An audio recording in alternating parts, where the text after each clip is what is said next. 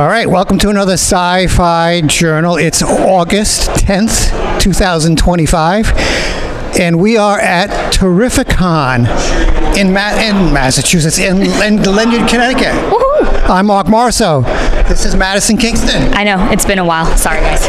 It's been a long time, but I'm glad you're here. I know, I'm excited. We're going to have fun. This is the 10th anniversary of this particular convention. A lot of fun. If you are into comics, this is the convention that you want to be, because just about every big name comic book artist and writer is at this convention. It's incredible. I'm really excited to meet a lot of new faces. Yes, it should be a lot of fun. So let's take a look at what's going on with Terrificon 2025.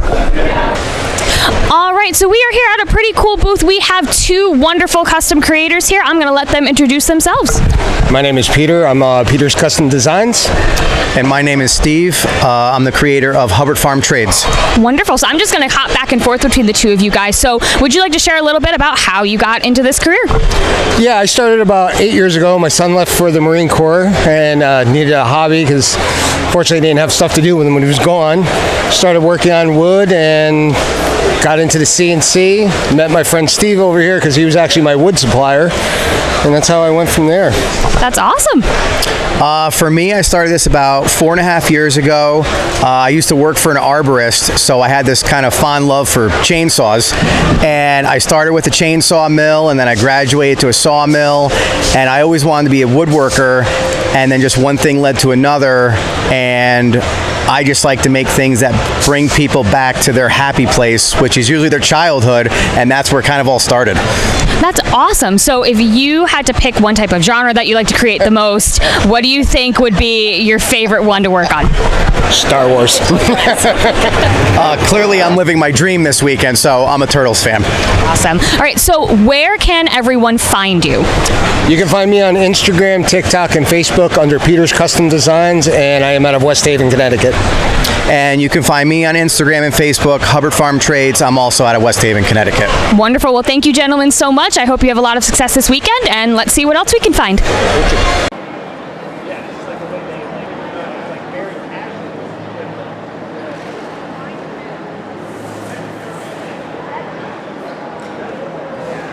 All right, I'm with HH. Hi. How you doing there? Good. Tell us a little bit about your comic book series. Well, it's a great comic book series. Every Penny Goes to Fighting Animal Abuse features the Calico, Hector Gill, who gets intel on people who abuse and kill animals, and he goes after them with extreme justice. Nice. So he's kind of like the Punisher Extreme. That's one way to say it, sure. Okay. Absolutely. All right. When did you stop publishing?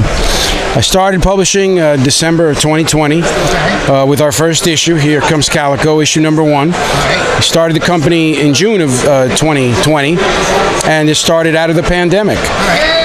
It's a great concept that we're very proud of, and we love fighting animal abuse through comics.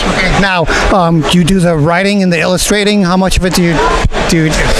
I do, 100% of the writing and maybe 1% of the art. Okay. We have a team, a great team that works on the art. Yep. Sounds good. Now, if people want to get in touch with you, is there a website? Is there a place they can go to order this? SigmaComics.com, SIGMA Comics.com. And again, when you buy from us, every penny goes to fighting animal abuse. So if you love comics and you love animals, there's no better way to support the cause. Read some comics and fight some animal abuse. All right, HH, thank you very much. Appreciate it. I am with Terry Huddleston. That's Hi. Right. You got it right the first time. Terry Huddleston. Nice to meet you. These graphics are phenomenal. How'd you get started? So basically, it's funny that you said graphics. So as a kid, I've always liked graphic design on the side of toys, packaging, and another love that cross-pollinated was my love of atlases. So I've always liked intricate line work and giving pieces a topographical, map type feel. So that's how I got started. Okay. Now, some of your inspirations, I see Warhammer, I see Star Wars, I see some Street Fighter. Do you have any favorites? So for me growing up, I mean, it was the usual 80s kid, growing up in the 80s, I feel like it was a golden age of throwing shit against the wall, see what sticks as far as ideas go. Like, hey, how about a barbarian riding a cat, fighting, sci-fi, and stuff like that. And we had such a plethora of stuff that I feel like we were getting cross-pollinated by by the best cartoons, the best movies, and the best music at the time. So not to hype up Gen X, but I'm sorry guys, it's a reason why our stuff's getting remade over and over again. So yeah, as far as inspiration goes, it was coming out of our ears back then. Yeah, good. Now, when did you get started in the business itself? And so I've always wanted to be a comic book artist, and I think everybody starts off with that same, I'm going to be a rock star seed, where you go to pitch your talent in front of whoever the gatekeepers are, whatever industry it is, and you get soundly rejected. So that happened to me, and I wasn't good enough. This wasn't one of those, the man's dumb. I was way undercooked, but it caused me to take a hiatus from drawing in my early 20s. When I came back 5 years later, I had a little bit different style. I was a lot more commercial, and then I already kind of had absorbed that dream of wanting to draw comic books, so I decided to do pinups and stuff instead, and that turned out to be where the zeitgeist had went anyway. So okay, all right. And what made you decide on this particular style, as far as like these huge banners and tapestries? So like I said before, I always like commercial art, and with the atlases, you got to keep in mind there's no tiny atlas book. They're all big, huge books of world maps and stuff like that. So I've always liked large format art combined with a lot of large format detail. That's the difference. It's not just big for big's sake. It's like, wow, look how much tiny little micro details are in this large space.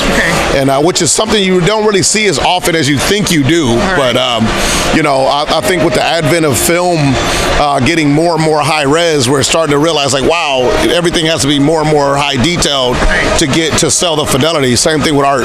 Okay. Now, are there any projects that you haven't produced yet that you want to be working on? Like, do you have like a favorite movie or superhero or something that you haven't done yet that you plan on working on? Like every nerd, you got some lifelong, man, if I could do a fill in the blank, and mine is I definitely wouldn't mind doing like a film studio or some kind of visual storytelling studio, and I got a ton of ideas at this point, but they're all just my spin on something that's already been done. But like Cormac McCarthy said, the author of countless books and stuff like that books are made out of other books, and I feel the same way about stories. Stories are pretty much made out of other stories, and so I'm not trying to do anything original, but I think I got some original takes on a lot of different things. For example, I got a spin on Willy Wonka. Like, I feel like if you look at Charlie and the Chocolate Factory as like a Squid Game, like it was the original Squid Game before Squid Game. It's a handful of kids going to this factory, only one comes out of it. Are you kidding me? The winner take all. And so you look at it from that perspective, like, this is low-key a horror genre, not a kid's fable. So I did my own version of that called Luna and the Dream Factory. Now there was some theories going around that Willy Wonka was actually a Time Lord. I can see that. I mean, obviously that tracks, especially when nerds sitting at home going, "Hey, he's got the affect of the fourth Doctor." So yeah, 100%. Cool. All right. So now I've already scanned your QR code, but if people want to get in touch, how do they reach you? Pretty much type in Terry Huddleston Art, and it'll take you anywhere you need to go. Okay. And you've got the cool shirt made up and everything. Thank you. You're not playing. I'm telling you. Hey, like Witherspoon said, you got to coordinate. Awesome stuff. All right, Terry. Thank you very much. Thank you. Okay, let's see what else is going on. All right, I'm with a member of Kessel Temple. It's part of the Saber Guild in Connecticut. Yep. I'm with Master Wildfire. Nice to meet you. It's nice to meet you as well. Okay, tell us a little bit how you got involved in this organization, or tell us about the organization. That's even better. Well, this is one of the 3 Lucasfilm affiliated groups that are in Connecticut. Saber Guild is specifically for Force sensitives, either dark side or light side, and what we do is we do lightsaber choreography, so we do demonstrations, Padawan trainings. Everything we do is totally free, but we are also collecting donations for charity. Our group raised, I believe it was over $20,000 last year in order to just help people out. So our job in any of our Star Wars groups is to help other people out. I joined this group, ironically, from coming to this Terrificon 4 years ago. I came, they had an adult lightsaber training, and I was immediately hooked. And I got a full-on costume, I became a member, and I've never looked back. It's been a lot of fun. Now, how many conventions or different charities on average do you guys participate in? We do several cons every year. We do this one, we do Rhode Island Comic Con, and some of our members go to a variety of other Comic Cons. We also do a lot of library appearances. Pretty much, there is a form for you to fill out and ask for an appearance, but the important thing is for us to be raising money for charity. So it's a public event. We don't do birthdays or things like that. Now, you had mentioned earlier before we started filming that you're interested in starting a Rhode Island chapter. Right. Can you, because we're from Rhode Island, so expand on that a little bit. Yeah, that would be great. Right now we have three approved members in the general area that are Rhode Island interested, Rhode Island centric. In order to start a Rhode Island temple, we need 4. So we need one additional person that is interested in it. So if a person is interested in the idea of joining one of our groups, they can look up Kessel Temple, or they can look up Chandrila Temple, and we can work with you to help get you approved, work you through the process, and then we could hopefully make a Rhode Island-based group. Now, this is primarily for people who are interested in cosplaying Jedi, correct? Well, it's also Sith, so any Darksider or Lightsider. A couple of years ago, we did a show at the WNBA game where we had Darksiders and Lightsiders fighting against each other. You can actually probably look that up on YouTube still.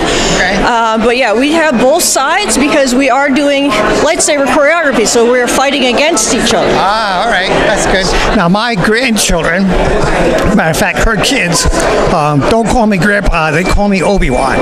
Okay. Which is kind of neat. So I have 2 little Padawans that are growing up. Expand a little bit on the Padawan Jedi training that you do with the kids. So our Padawan training is an introduction to the Force and lightsaber use. We teach the younglings what the Force is, how the Force works. We demonstrate how it works, and then we give some basics on how a lightsaber works. What about you have adult training also, right? Yeah, adult training is what is happening right now. That introduces the adults to lightsaber choreography, and it shows them what our systems are. So if they're interested, they might possibly join us eventually later, which is what happened with me. So they need one more person to join so they can start. So if we can get one more person in an approved costume, we can start a Rhode Island group, and that way we can be around Rhode Island, do a lot more events, and be around for you guys. Now, on average, how long does it take to get an approved costume? It depends. Some costumes you have to make your own because this is a movie screen accurate costume. Generally, you have to make it yourself or tailor it after somebody makes it for you. I went from nothing to having it completely done in 3 months. So it's really not that long, but you have to make sure you're very detail oriented. Some people get it done in like 3 or 4 weeks if they're really good at sewing. But if you're not good at sewing, we have people that can help you. What did you use for a pattern, or how did you pattern your costume itself? So there are a group of guidelines. So if you look up saberguild.org, there are guidelines for costuming, and you can look up everything. It has the type of fabric you're allowed to use, the color palette you're allowed to use. It gives you all the resources you need. But we also have people that are costume coordinators that you should check in with because they can ask ahead of time to make sure you're going down the right path. Now, what about the lightsabers? Are there any approved or special types of lightsabers that you have? Well, they have to be. Here's my lightsaber. They have to be combat ready. All right. So what that means is the saber has to light up. It has to have a metal hilt that can take the damage of another lightsaber, and it also has to be of this is a PVC type plastic, so it has to also be not dangerous. So some Sith lightsabers have spikes on them, and they cannot use those in dueling. So it's, for the most part, it has to be battle ready, and it has to be able to hold up to lightsaber fighting. So it has to be able to take a beating. Yeah. So the typical lightsaber that you buy at Disney's Galaxy's Edge, for example, I have one of those that probably wouldn't qualify. I mean, it might, but I would be very careful because those are more expensive. You can buy lightsabers online for a significantly less amount, and that, like, this one was significantly cheaper, and it was much easier to. It's been very reliable. So. All right. So, if people want to get in touch, what's the best way to do it? You would like to do ctsaberguild.org. That's our Connecticut temple. You can also look up Chandrila Temple on Facebook, and you have both two different temples where you can get in contact with people that have already got costumes, or a costume coordinator to help you get yourself set up. Also, you can go to practices and start learning how to do the choreography. All right. Great. Thank you very much. Masters, thank you for your time. Thank you very much. And may the force be with you. May the force be with you. All right, Maddy, what'd you think? I thought it was awesome. Honestly, I was expecting it to be a lot smaller. It's been a few years since I've been able to come here to Terrificon, and I thought it was fantastic. I thought it was really great. We talked to some really nice people, some Star Wars folks, and some awesome vendors, and you picked up a couple of things too. I know the artists here this year were absolutely incredible. A few I hadn't seen before. It was really nice to have some good conversations with them and get to see some new stuff. Yep, I got to see Dan Jurgens among some others. I got a little fan kerplunk there for a while. I know, it was adorable. Keith Griffin, oh my God, yes. If you love comic books and you know all about the artists, this is Amanda Connor. If you know comics, this is the place to go for comic books, all things comics. It's awesome. And they had some nice stars too. They really did. They had some really great stars. It was nice to see so many people interacting with them and having so many opportunities to meet some people that they might know from their comic books or from different shows. And it was nice because this is one of the first times everybody just feels happy. You didn't have people rudely shoving by you. Nobody was yelling, screaming. Everybody just seemed genuinely really happy to be here. Yeah, it was good. It was a lot of fun. Now, best part of all, it's the end of the day. As we're getting ready to go home, there's a Krispy Kreme in this place. I know. I smell Krispy Kreme. Okay. So that's going to be it. Thanks for watching Sci-Fi Journal. If you're watching this on YouTube, don't forget to hit the like and subscribe buttons. We really appreciate it.